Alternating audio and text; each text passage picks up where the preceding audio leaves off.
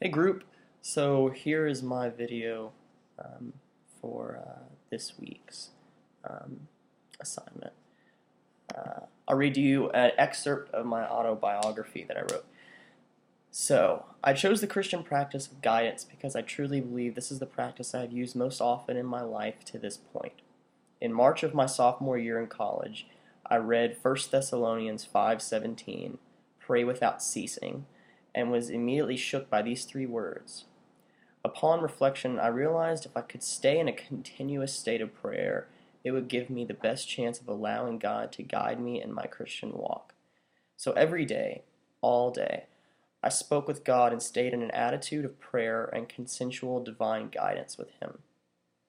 So over the past 2.5 years, I've learned to listen for God's instruction, so to allow me to journey down the path He wills for me.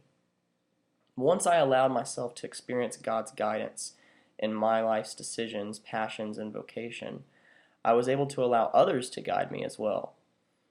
Others including my youth pastors, young adult pastors, theology professors, and spiritual mentors.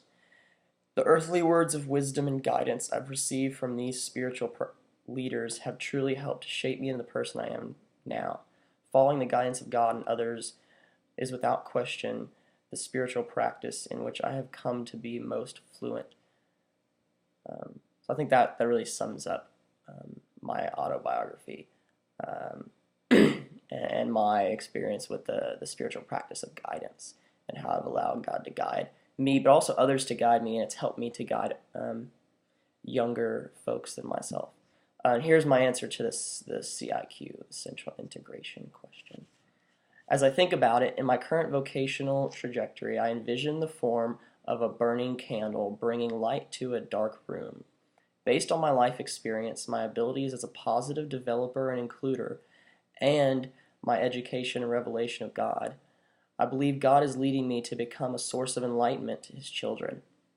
For the sake of God's mission in the world, I see that I am meant to be enlightenment to those who have not yet learned of His love, an agent of God's unending love to the unloved, and a counselor of persons to experience the revelation of God's true heart.